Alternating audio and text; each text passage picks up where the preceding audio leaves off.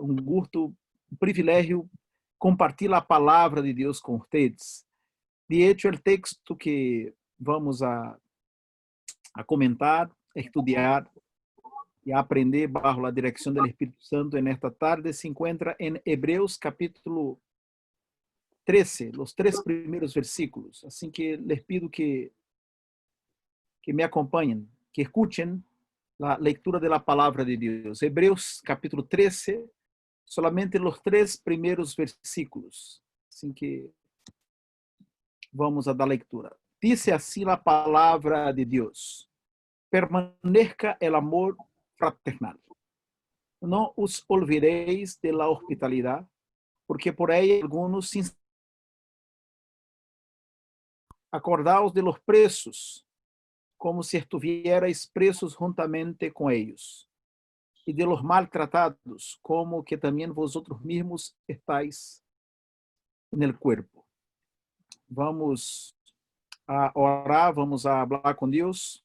Senhor, te agradecemos porque em tudo hemos sido bendecidos e protegidos por ti, aunque em meio a circunstâncias difíceis, desafiantes, pero que em nada se comparam a las circunstâncias de los lectores, de los destinatários de la epístola a los hebreus, que experimentaram, que les tocou viver um contexto muito mais complexo que o nosso, e aún assim, ó Deus, puderam depender do Senhor e dar testemunho de tu nome. Ajuda-nos, Senhor, a entender, a aceitar e a obedecer tu palavra. Te lo pedimos assim, em nome de Jesus. Amém. Amém. Esta epístola foi escrita para creyentes que estavam bajo amenazas, persecuções e sofrimento. De hecho, algunos de los lectores o de los destinatários deviam estar encarcelados quando a carta a los hebreus foi redactada. Sus páginas não deixam dúvida de quienes eram os destinatários.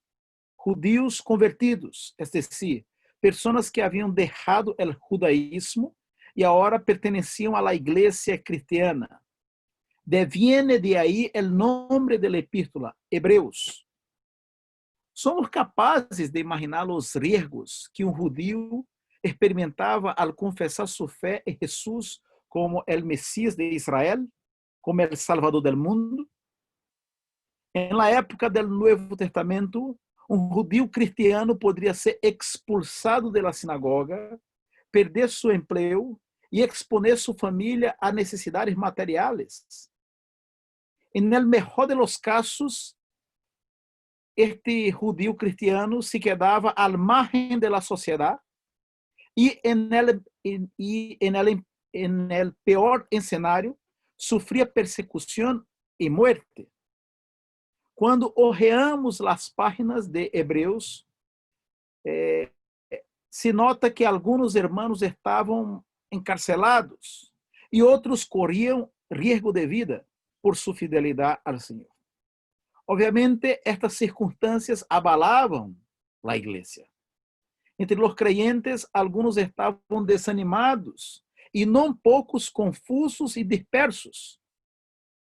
Uma das lecciones, hermanos e hermanas, que a história da igreja ensina a nós, uma das lecciones que a história da igreja nos entrega, é que sempre que sucedem duras persecuções hacia a igreja del Senhor, estas purificam al pueblo de Deus, prueban a fé de los creyentes, despiertam a los apáticos e fortalecem a esperança de muitos. Además, las persecuciones ocasionan la aparición de los héroes de la fe. Nos gusta recordarlos, ¿verdad? Incluso uno de los géneros literários más consumidos por los protestantes es el de los testimonios. Este género literario nos entrega ejemplos de fortaleza espiritual, de pessoas que foram testigos do Senhor bajo circunstâncias, bajo contextos muito complicados. En el siglo XVI, el siglo en el cual estalló la Reforma Protestante, hubo un libro llamado El Libro de los Mártires, de John Fox, que se tornou um best-seller, um êxito editorial. E no século passado, Torturado por Cristo, de Richard Urban, vendeu mais de 10 milhões de cópias em 60 idiomas. Sin embargo, com respeito a esse tema, o tema das persecuções, les comento que a menudo não se habla de la outra cara de la moneda, por assim decirlo. Me explico. Hay outra faceta de las persecuciones en la vida de la iglesia. Las persecuciones desanimam a muitos cristianos, alejan outros de la comunidad e evidenciam la debilidad de los hijos de Dios. ¿Se acuerdan de estas palabras? Escuchen. Señor, dispuesto estoy a ir contigo no solo a la cárcel, sino también a la muerte. Horas después, el gallo cantó. Pedro había negado a Cristo no solo una, sino 3 veces. El episodio de la negación de Pedro nos recuerda que el ser humano, incluso el cristiano, es débil, sujeto a dudas, confusão e desânimo, especialmente ante situações extremas que envolvem grande sofrimento. A verdade, hermanos, é que não todos os creyentes logran ser mártires. Tienen a fortaleza espiritual para soportar duras persecuções. Por ello, ante as persecuções e ameaças, muitos creyentes tiemblan, dudam e pensam incluso em desistir.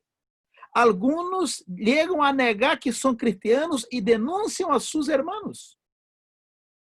Isso vemos a lo largo da história da igreja, que lamentavelmente também existe esta faceta producida por las persecuções. Não solamente as persecuções generam ou nos permitem ver os heróis de la fé, sino que também nos permitem ver a debilidade nuestra como seres humanos.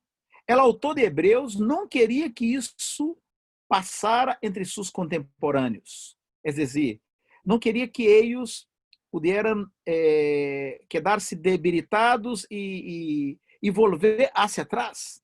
O risco de apostasia, é dizer, de adultério espiritual, era real para seus leitores, que estavam sendo pressionados a regressar ao judaísmo. É dizer, estavam sendo pressionados a abandonar o cristianismo. Havia forte pressão para que volviessem a la tradição religiosa de seus padres, a las práticas do Antigo Testamento, para convencê-los de que isso não valdria a pena. O autor de Hebreus demonstra que Cristo é o colmo de la revelação, que sua venida é o cumprimento do mensaje do Antigo Testamento, que as coisas antigas eram a sombra da realidade que é Cristo. Páginas da Epístola aos Hebreus, vemos que Deus, habiendo hablado muitas vezes, de maneira, outro tempo, os padres, por los profetas, en estos postreros dias nos ha hablado por el Hijo. São os primeiros versículos de Hebreus. O contenido da carta nos apresenta, nos señala que Cristo é superior a los ángeles, en los capítulos 1 e 2. Que Cristo é superior a Moisés, en los capítulos 3 e 4. Que Cristo é superior a Aarón e a todo o sistema sacerdotal, del capítulo 4 al capítulo 8. Que o monte Sión, que representa a nova aliança, é superior ao monte Sinaí, que representa a antiga aliança, no capítulo 12. Este mesmo capítulo 12, nos ensina também que Jesus é o autor e consumador da fé. Como guinda de la torta, por assim decirlo, para animar-nos, no capítulo 11 temos uma lista de homens e mulheres de Deus, de los cuales el mundo no era digno. Essa é a expressão que aparece aí al final del capítulo 11. Entonces, mis hermanos, el autor de esta epístola la escribió para la edificación de los creyentes, de los primeros destinatarios, y para nuestra edificación, porque esta epístola fue preservada por el Espíritu Santo. Hebreos, por lo tanto, resalta la excelencia de Cristo sobre todo y todos. Sus 12 primeros capítulos constituyen una verdadera mina espiritual, com grandes depósitos de ouro e pedras preciosas para todos aqueles que queiram escavá-la. É teologia pura, teologia bíblica produzida por el Espírito Santo. Por sua vez, o capítulo 13 é eminentemente prático, funcional, experimental, haciendo-nos bajar de las maiores alturas de la reflexión teológica al piso de la historia, a la realidad del día a día, a lo concreto. Es una conclusión perfecta para la epístola, porque nos enseña que la doctrina solo tiene valor cuando influye en nuestro comportamiento, en nuestras relaciones interpersonales, en la encarnación de la fe. Este capítulo nos habla de deberes cristianos, apesar de las circunstancias. É sobre isto, meus irmãos, que me quero detener en esta tarde. Deveres cristianos apesar de las circunstancias. São diversos os deveres señalados neste capítulo. Vou exponer aqueles deveres relacionados a las personas necessitadas, las quais devem receber nuestra asistencia. Vemos en el versículo 1 el primer deber, que es el amor fraternal. Permanezca el amor fraternal. La palavra amor usada, la palavra que aparece aqui para amor, é a palavra Filadélfia. Não é a palavra mais comum para amor en el Nuevo Testamento. A palavra mais usada en el Nuevo Testamento para amor é ágape. Pero acá en el capítulo 13, versículo 1 de Hebreus, aparece Filadélfia, que significa amor entre hermanos. El texto dice, permanezca el amor fraternal. De hecho, el autor reconoce que sus lectores ya practicaban el amor entre ellos. En el capítulo 6, versículo 10, lemos, porque Deus não é injusto para olvidar vuestra obra e o trabalho de amor que habéis mostrado hacia su nombre, habiendo servido a los santos e sirviéndoles aún. O autor agora insiste para que se mantenga esta amorosa disposição hacia los demás, especialmente porque ante las adversidades, las personas tienden a preocuparse mucho consigo mismas y a descuidar las necesidades ajenas. Nuestro instinto de supervivencia, mezclado con el egoísmo propio de nuestra condición pecaminosa, nos impulsa en esa dirección. Me acuerdo de uma situação que ilustra isso. La presenciei em minha época de adolescência. Em la casa de mis papás, quando eu era adolescente, incluso hasta hoy,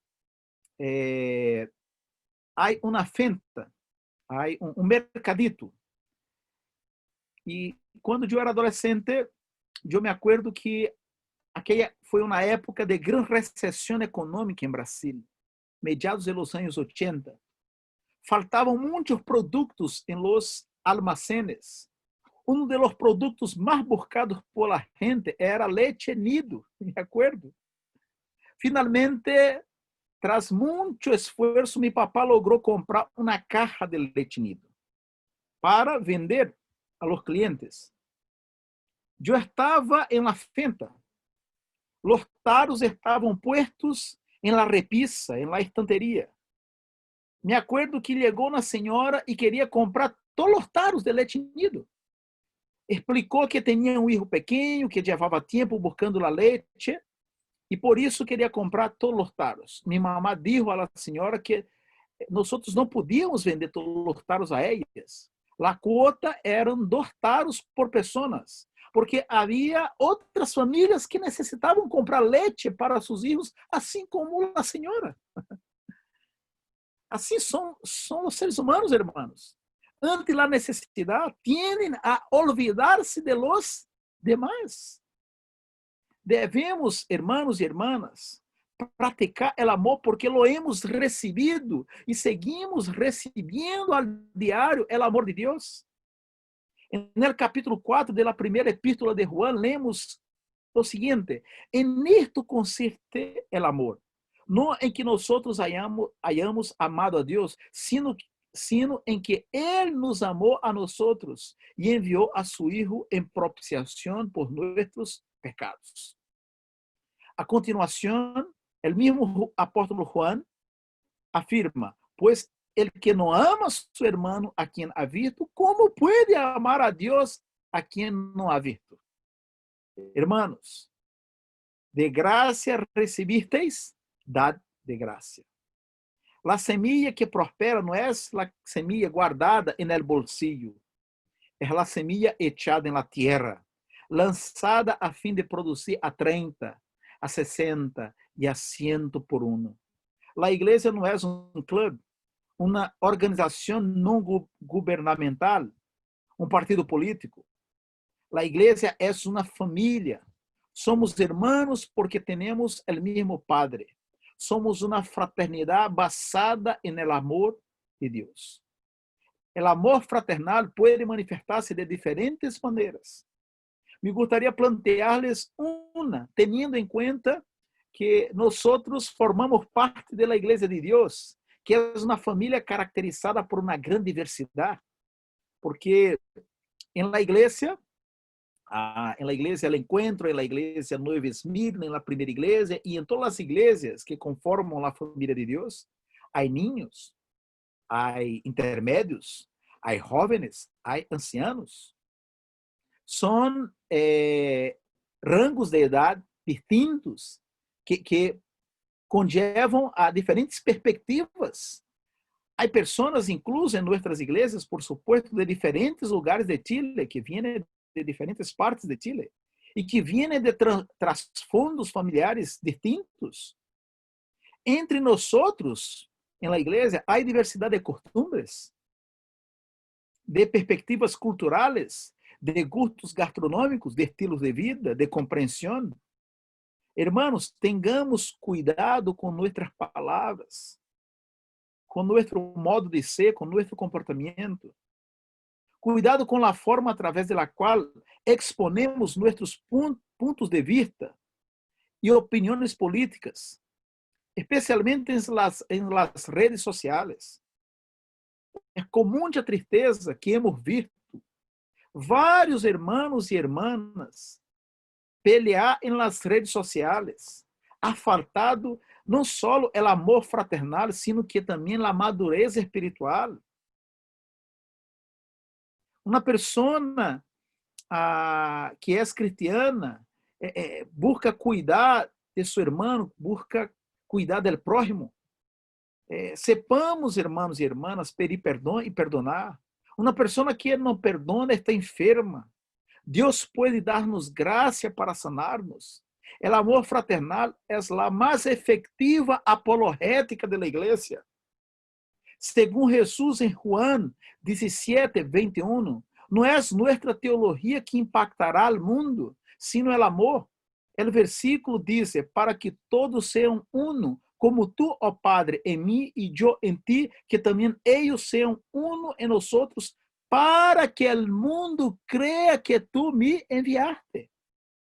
Es decir, el amor, el acercamiento, la unidad, que sabemos que mientras estemos en este mundo es imposible desarrollar la unidad de manera perfecta, pero este debe ser nuestro anhelo, nuestro deseo. Es el amor, es la unidad, este esfuerzo por la unidad que deve y que irá impactar el mundo, que notará que la iglesia es diferente. Pero hay un segundo deber que aparece en el versículo 2. No os olvidéis de la hospitalidad, porque por ella algunos sin saberlo hospedaron ángeles. Interesante. La palabra hospitalidad significa literalmente amor a los extraños, es decir, amor hacia aquellos que no son de nuestra convivencia. Deviene de ahí la palabra hospital. La verdad es que es fácil amar y acoger a los que nos son cercanos, a un hijo, a un hermano, a los padres, al cónyuge, a un amigo muy querido, pero el desafío que tenemos es cultivar la hospitalidad hacia los extraños, hacia los de afuera. Hospitalidad implica abrir la casa, pero uno solamente puede abrir la casa si antes abre el corazón. En la época del Nuevo Testamento, cuando esta epístola fue redactada, era muy común el traslado o migración de personas por varios motivos. Guerras, hambre, persecución o mismo por motivos muy nobles. Algunos apóstoles, como Pablo, o líderes de la iglesia, como Timoteo y Tito, viajaban frecuentemente. ¿Dónde ellos se hospedaban? ¿En los hoteles de la época? No. En el hogar de los hermanos. Escuchen lo que Juan dice sobre el hermano Gaio. Amado, fielmente te conduces cuando prestas algún servicio a los hermanos, especialmente a los desconocidos, los cuales han dado ante la iglesia testimonio de tu amor, y harás bien en encaminarlos como es digno de su servicio a Dios, para que continúen su viaje. Nosotros, pues, debemos acorrer a tales personas para que cooperemos com a verdade. É o que Juan disse sobre Gaio. O texto de Hebreus 13, 2 diz: não os olvidéis de la hospitalidade, porque por ella algunos, sin saberlo, hospedaron ángeles. O autor tiene presente aqui dois episódios mencionados no livro de Gênesis. Um com Abraão e outro com Lot. Sin dar-se conta, Abraão recebeu a visita de 3 homens. Los acogió, los hizo descansar, les dio água para lavar sus pies e depois les serviu uma rica comida.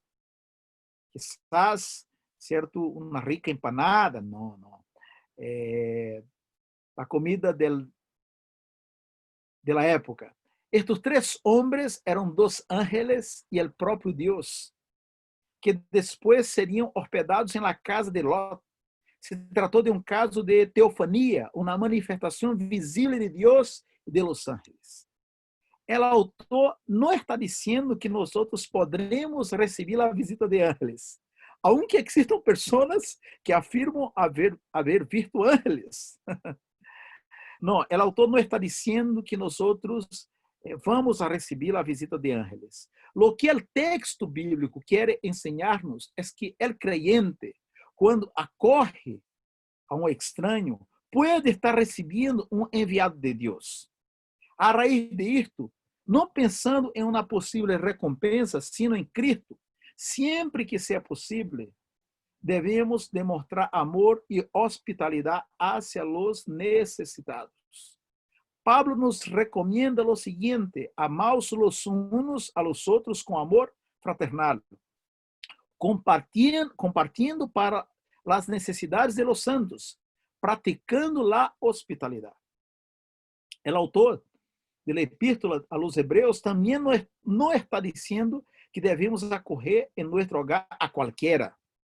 Debemos ser hospitaleros para con los hermanos en la fe, los que comprovadamente son nuestros hermanos y aún más cuando estén experimentando verdadeiras necessidades. Al hacerlo, estamos recibiendo al próprio Senhor Jesucristo, que nos disse: porque tuve hambre e me disteis de comer, tuve sed e me disteis de beber, fui forasteiro e me recogisteis, estuve desnudo e me cobristeis, enfermo e me visitasteis, en la cárcel y vinisteis a mí. Entonces los justos le responderán diciendo: Señor, quando te vimos hambriento e te sustentamos, ou sediento e te dimos de beber? E quando te vimos forasteiro e te recorrimos, ou desnudo e te cobrimos? Ou quando te vimos enfermo ou em la cárcel e vinimos a ti? E respondiendo el rei les dirá: de cierto os digo que enquanto lo hicisteis a uno de estos mis hermanos más pequeños, a mim lo hicisteis. Déjame hacerle uma pergunta.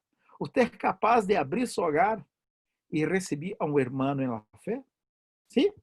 Não? Pode imaginar algumas possíveis justificativas. Pastor, não puedo. Vivo solo ou sola e não conviene hacerlo. Ou então, não, porque puedo comprometer, exponer a intimidade de minha família. Não, pastor, o que passa é que não tenho espaço em minha casa, em meu departamento, é muito chico. Ok, se estas são as verdadeiras razões, você está excusado ante o Senhor. Sin embargo, isso não lhe exenta de la responsabilidade de meter a mão no bolsillo e ajudar a pessoa, ou então de mobilizar a la hermandad a fim de encontrar uma solução para a necessidade do irmão. Há poucas semanas, isso ocorreu em nossa congregação.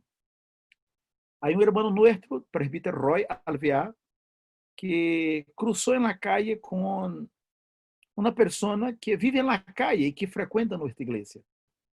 Essa pessoa que vive na calle e que frequenta a igreja ha recebido assistência da igreja há mais ou menos ano e meio. E esta pessoa estava em uma situação, hermanos, de desesperação, porque se já é difícil viver na calle em uma época sem pandemia, imaginem bajo pandemia.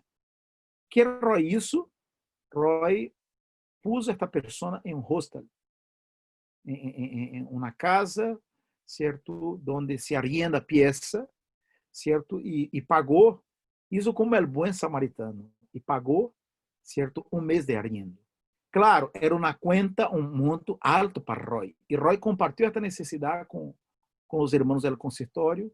E por la graça de Deus, nós outros, cada um aportou e ajudamos a Roy a levar esta carga, a dividir esta carga financeira.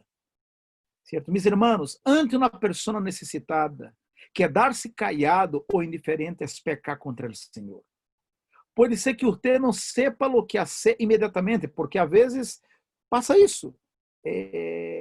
Nos surpreende a necessidade de uma pessoa e nos desencarra, não sabemos o que fazer, mas você pode convocar e buscar uma solução na presença de Deus, pode convocar a irmandade, certo? Compartilhar a necessidade e buscar uma solução. Você pode dobrar sua rodilha e clamar a Deus. Me encanta o que a Bíblia diz com respeito a Neemias. Neemias estava no palácio do rei de Pérsia, certo? Era copeiro do rei, estava em uma situação profissional excelente, e ele recebeu um informe que a situação em la qual se encontravam seus compatriotas em Jerusalém era uma situação de extrema pobreza, era grande afrenta, extrema necessidade material. E a Bíblia diz, meus irmãos, que nos informa que quando Neemias supo das necessidades de seus compatriotas, ele se sentou e orou, hizo duelo por alguns dias, ayunou e orou delante del Deus de los cielos. Es decir, Neemias buscou a Deus, buscou a direção do cielo para resolver um problema na terra. E nós sabemos como a história termina. Tras 4 meses se apresentou ao rei e obtuvo permisso para ir a Jerusalém. 4 meses mais, que era mais ou menos o tempo de viagem, chegou a Jerusalém e dirigiu uma obra de reforma, não só física, sino que também espiritual. A sua vez, a reina Esther, quando supo que havia um decreto que permitiria a destruição dos judeus, não só se puso a ayunar, sino que convocou a todos os judíos de Susa para hacerlo a favor de ella, que intercederia a rei por la vida de su pueblo. Assim que a hospitalidade tem que ver com esta disposição, é este dever cristiano hacia el prójimo, hacia la persona necessitada, hacia la persona que requiere nuestra atenção, requiere que practiquemos nuestra teología. Hay un tercer deber, es la compasión, además del amor fraternal, además de la hospitalidad. Hay un tercer deber que es la compasión. Versículo 3 de Hebreos 13. Acordaos de los presos, como si estuvierais presos juntamente com ellos, e de los maltratados, como que também vosotros mismos estáis. Que interessante, en el dever anterior, lo de la hospitalidad, somos animados a abrir nuestra casa para recibir al hermano necesitado. Agora somos estimulados a ir, a salir del hogar hacia los que están en la prisión o bajo maltratos y sufrimientos. Los lectores de la epístola conocían esa realidad. En el capítulo 10, 32, versículo 32, leemos lo siguiente. Recuerden aquellos días pasados cuando ustedes, después de haber sido iluminados, sostuvieron una dura lucha y soportaron mucho sufrimiento. Unas veces se vieron expuestos públicamente al insulto y a la persecución, otras veces se solidarizaron con los que eran tratados de igual manera. También se compadecieron de los encarcelados, y cuando a ustedes les confiscaron sus bienes, lo aceptaron con alegría, conscientes de que tenían un patrimonio mejor y más permanente. Tener compasión es ponerse en el lugar del otro, es sentir su dolor. ¿Qué pasaría si usted supiera que un hermano suyo de sangre foi preso e se encontra en la cárcel? Estoy seguro que usted escribiría cartas, lo visitaría, pediría oración, compartiría este tema con la iglesia y pediría oración a favor de su hermano. Y si fuera necesario, se movería para pagarle un abogado, un defensor. Y con respecto a un hermano en la fe, ¿usted haría lo mismo? Debemos esforzarnos por hacerlo porque tenemos el mismo Padre. E este Padre se alegra quando ajudamos a los necessitados. Pablo, quizás el autor de Hebreos, não lo sabemos, foi muito bendecido por la compasión de los hermanos en la fe. Muy bendecido por la compasión de la iglesia. Al menos 6 pasajes del Nuevo Testamento mencionan que mientras Pablo estuvo preso, recibió asistencia de los demás. En uno de los pasajes, Pablo afirma, tenga el Señor misericordia de la casa de Onesíforo, porque muchas veces me confortó y no se avergonzó de mis cadenas, sino que cuando estuve en Roma, me buscó solicitamente y me ayudó. Siempre, hermanos y hermanas, podemos crecer en la gracia de la compasión. Esta época de pandemia nos ha entregado desafios, pero também oportunidades. Les voy a comentar algo que nos ha sucedido en la primera iglesia, que demuestra la misericordia y la gracia de Dios entre nosotros, que no la merecemos. Hace mucho orávamos para acercarnos a la comunidad, al vecindario, a fin de entablar el contacto com os vecinos, contacto que nos permita compartilhar o evangelho, porque nossa igreja está em um processo de revitalização. Então, há muito orávamos neste sentido, nesta direção. Pois bem, o Senhor nos ha dado a dicha de desarrollar um projeto que se chama, tiene por nome Comedor Social. O que é o Comedor Social? Deus puso esta ideia, este projeto no coração de um presbítero e ele compartilhou com nós e a igreja abraçou este projeto. El comedor social básicamente es la preparación y entrega de colación para las personas que viven en las calles o mismo que están enfrentando grandes necesidades materiales en esta época de pandemia. Isso em Santiago Centro.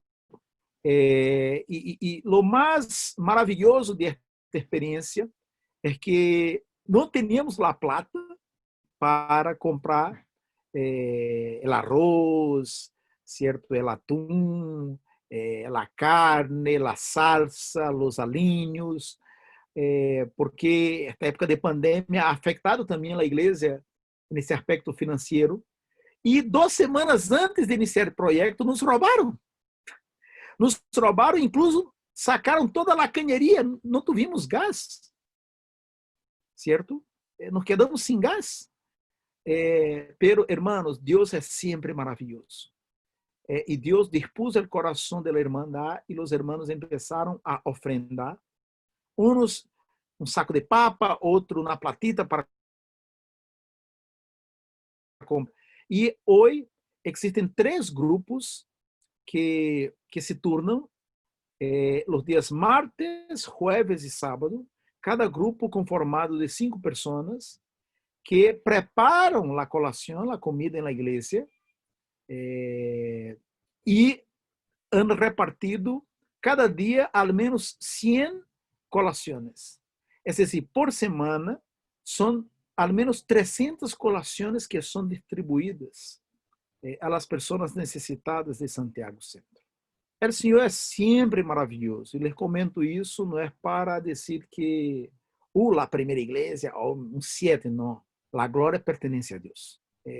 Les comento para também animar-les de que, ao mesmo tempo que esta situação de pandemia é complexa, porque várias famílias han experimentado desafios, circunstâncias difíceis, é também um tempo de oportunidade. E hasta agora, irmãos, e aí vamos aí como estamos no 3º mês do comedor social, não há faltado nada. Ao revés, antes eram 2 dias de comedor social na semana, agora são 3, e há mais irmãos querendo sumar-se. Incluso se vocês querem, né, e podem sumar-se e conformar uma equipe mais de trabalho. Que bendição mais grande que o Senhor nos ha dado. Nos alegramos por el comedor social. Uma hermosa maneira de demonstrar compaixão a los que necessitam comida. Estamos necessitando, como les decía, mais colaboradores e mais aportes para bendecir a mais pessoas com uma sencilla, pero igualmente rica colação. Em nossa congregação, também hemos visto outras manifestações da graça e da misericórdia de Deus. Há uma irmã en nuestra congregación que tiene este don de la misericordia. Y ella ha desarrollado una labor muy hermosa, muy linda, muy bendecida junto a las personas necesitadas. Y tiene una preocupación que incluso me humilla como pastor, porque yo no tengo 10% de la compasión de esta hermana. Y eso es muy hermoso, porque la iglesia es un cuerpo. E cada um pode aportar segundo a medida da graça que lhe ha sido compartida. Essa irmã não tem o dom de predicar, de falar com denuedo, não é fluida na comunicação, pero em relação ao trabalho manual, laboral, em lo concreto, esta irmã é um 7.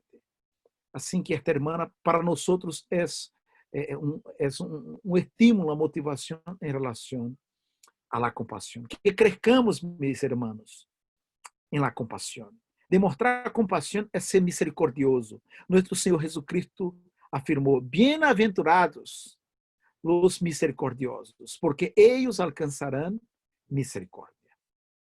Así que hemos visto en esta tarde los deberes cristianos, al menos los primeros deberes del capítulo. Deberes cristianos a pesar de las circunstancias. Primeiro dever, amor fraternal.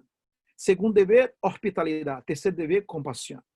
A modo de conclusão, como en el primer ciclo, hoy hay hermanos nuestros y demás personas experimentando necesidades materiales.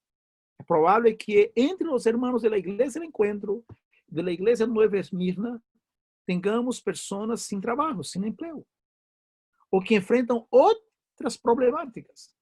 A pandemia, que é uma situação, por supuesto, compleja, não nos exenta de nossos deveres e responsabilidades ante o Senhor e as pessoas.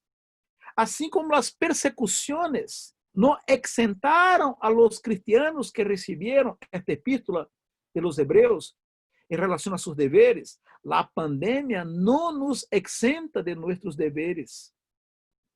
Nuestra época, igual que o primeiro ciclo da era cristiana, ha sido caracterizada por uma grande prueba. Aunque sepamos que em alguns lugares do mundo existam persecuções hacia os cristianos, como em China, como em alguns países islâmicos, como em algumas regiões de África, os efeitos da pandemia producto do COVID han sido devastadores para muitos de nossos irmãos na fé. Mais que nunca, devemos preservar o amor entre nós outros, praticar a hospitalidade e a compaixão. Pablo dijo, porque quando sou débil, então sou forte. Que em meio a esta compleja circunstância, que é a pandemia, que em meio a las debilidades e desafios, que seamos fuertes bajo la bendición del Señor y también una bendición en la vida de nuestros hermanos y de los necesitados. Que el Señor nos bendiga. Amén.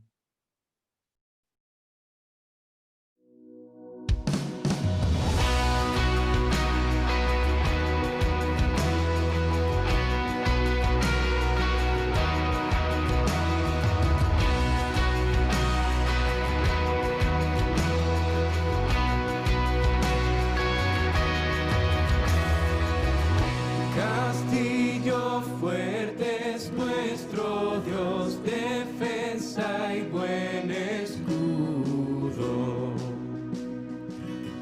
Con su poder nos librará.